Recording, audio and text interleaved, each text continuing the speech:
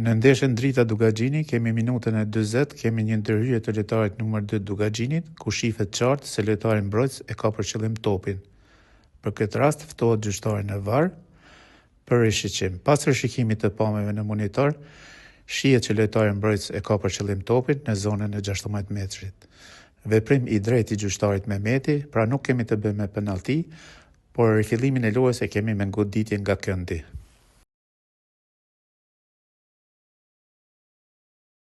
Në ndeshjen Drenica-Malisheva, kemi në minutën 37, kemi në zonën e 16 metrëshit, pretendohet për prekje me dorë.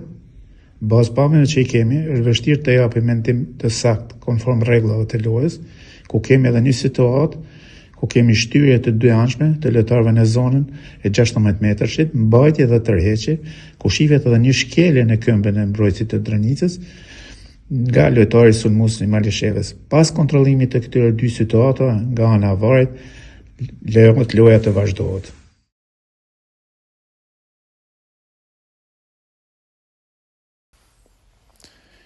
Kemi edhe ndeshjen e ligës parë Dinamo Trepça. Këtu kemi një ndërhyrje të lojtarit numër 6 të Dinamos në lojtarin numër 10 Trepçës, ku gjyqtari Hasanaj këtë ndërhyrje ka cilësuar si ndërhyrje pa matur dhe nxituar moskokçarse dhe ndëshkon me karton të verdh. Në këtë situatë kyçet VAR-i dhe thirr gjyqtarin Hasanaj për rishiqim. Pas rishikimit të pamjeve, anulohet vendimi në fushë kartoni i verdh dhe me të drejtë ndëshkohet lojtari me numër 6 Dinamos me karton të kuq për ndërhyrje serioze ku cënohet shëndeti i lojtarit duke përdorur forcë të tepruar.